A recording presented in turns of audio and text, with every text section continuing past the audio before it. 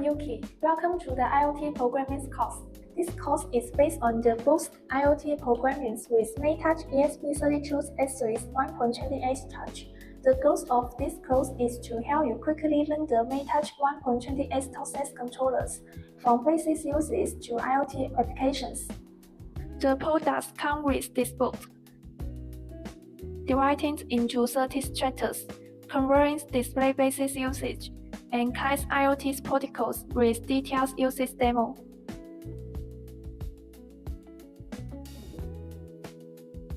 The MaTouch 1.28 ToolSet controllers is a ESP32S3 based circular touch control board, featuring a 1.28, 214 and 214 SPI touch screens, haptic motors, RTCs, SD cards, and multiple expansion interface. In today's first lessons, we will start with the most simple hardware demos with display simple words on the screen. The MaTouch 1.28 ToolSet controllers integrates a 1.28-inch front RGB display with a resolution of 240 and 240. Drivers by the G69801 controllers. It communicates with a ESP32S3 through the SPI interface. So what is SPI?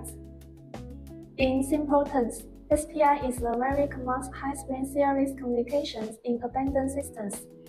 It is flow displaced and synchronous, allowing one's master device to communicate with one and more slave devices.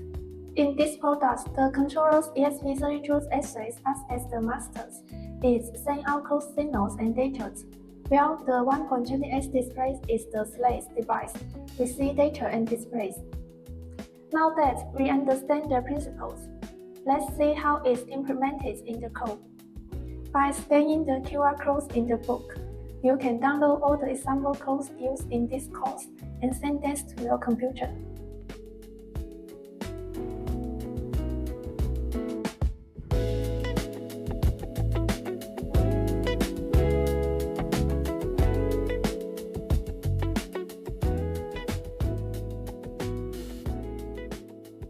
Open the file hardware.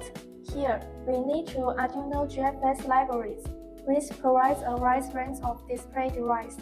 We only need to call the corresponding interface function to drive the screen. If you haven't downloaded it yet, you can create libraries managers and search for Arduino GFS library to download it.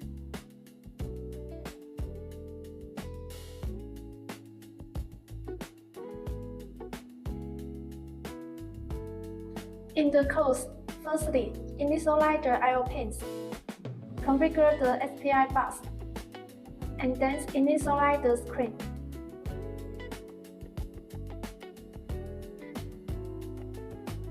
Set the TFT backlight and initialize the GFS for the display.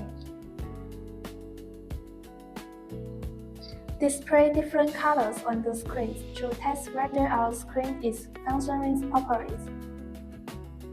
Set the font size to 3 and the font color to black, and display hardware at position 100.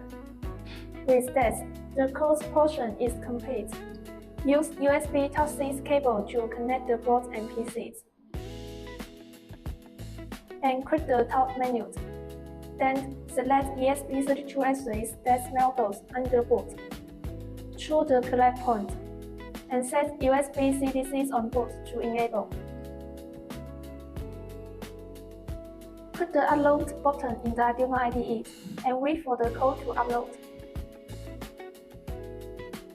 As downloading is complete, you will see the screen displays red, green, blue, black, and white, and finally show the words "Hello World." Congratulations, you have done the first step to ESP32's MaTouch programming. See you next time. Bye.